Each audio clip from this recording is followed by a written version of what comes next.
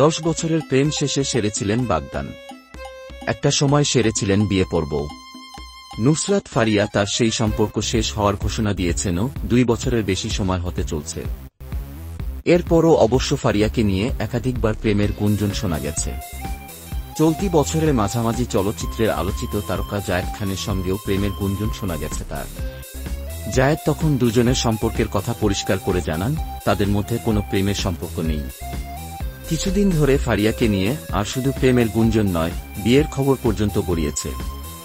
অবশেষে সেই বিয়ের খবরে মুখ খুলেছেন নুসরাত ফারিয়া।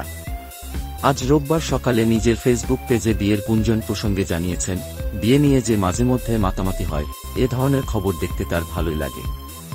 রেডিওতে কথা বন্ধু হিসেবে দীর্ঘ সময় কাজ করেছিলেন নুসরাত ফারিয়া। ক্যারিয়ারের শুরুর দিকে বেলাল খানের গানের ভিডিওতেও মডেল হয়েছেন।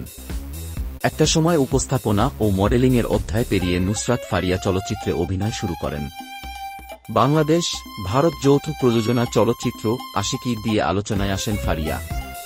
2015 সালে মুক্তি পাওয়া এই ছবিতে ফারিয়ার বিপরীতে অভিনয় করেন কলকাতার অঙ্কুশ হাজরা। এরপর টানা চলচ্চিত্রে অভিনয় করে গেছেন।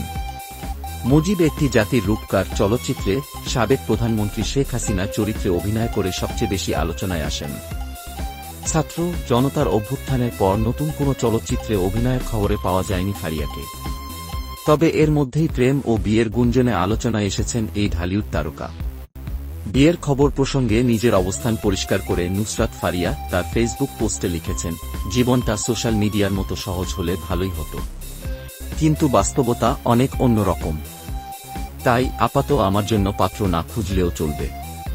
কয়েকদিন পরপর আমার বিয়ে নিয়ে মাতামাতি হয়, দেখতে মজাই লাগে, কিন্তু এখন একটু কাজ আর পড়াশোনা করতে চাই। এটার জন্য দোয়া করবেন।